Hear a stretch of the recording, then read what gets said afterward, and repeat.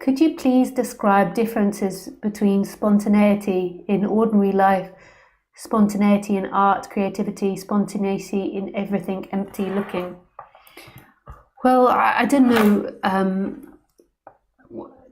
Spontaneity in ordinary life, if you mean ordinary life as like somebody that's identified, then it's not spontaneity as such. Even it's going through the filter of you, and you want to be a particular way, so you're always managing and controlling your experience. So there's not a pureness coming out. There is somebody in there trying to manage their experience. So you're not really laughing. You're laughing because you want to look like a person in a certain way, or you're not really like fully talking. You're fully talking, trying to be somebody. You're like attached to everything. You're attached to the seeking pattern of trying to find home in yourself. So you're attached to yourself and you're trying to make yourself a solid entity and something that exists a particular way.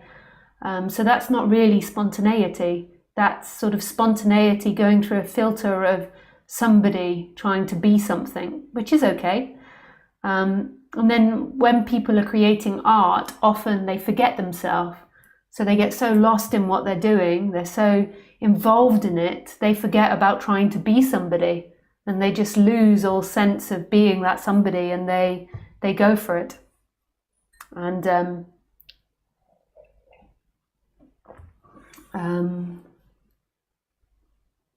then they say, I didn't create it, God did. Happens to you if you're like cycling or driving a car. You completely forget you're doing it and it's just a happening. It's on automatic.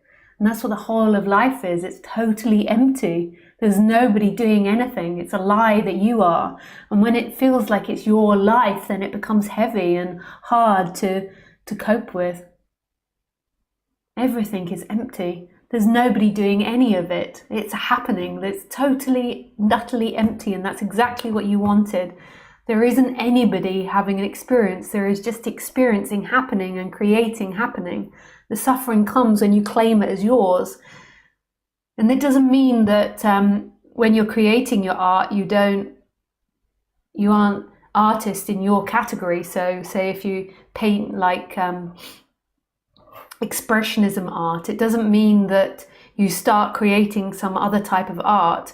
And even if it's expressionism art, you've been training in it and learning and understanding about it for 20 years, that's not what I'm talking about. It's not that body hasn't had conditioning to paint in a certain way, but it's like you totally dissolve into that craft.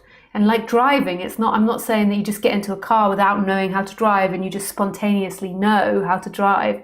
I'm not implying that. It's a habit that the body's been taught. But it's like totally sinking into those habits in a way and totally being the character 100%. So it's also not about being a perfect person without issues. It's having issues, but being 100% those issues. I know that sounds crazy because everyone else tells you have to heal yourself, and often you do have to heal the person to an extent, but then it's like dropping into it. And if you've got a fear of snakes, then it's being totally afraid of snakes. It's like being 100% afraid of snakes and not trying to hold up this image of someone that's brave and strong and not afraid of a snake. It's like, like a child.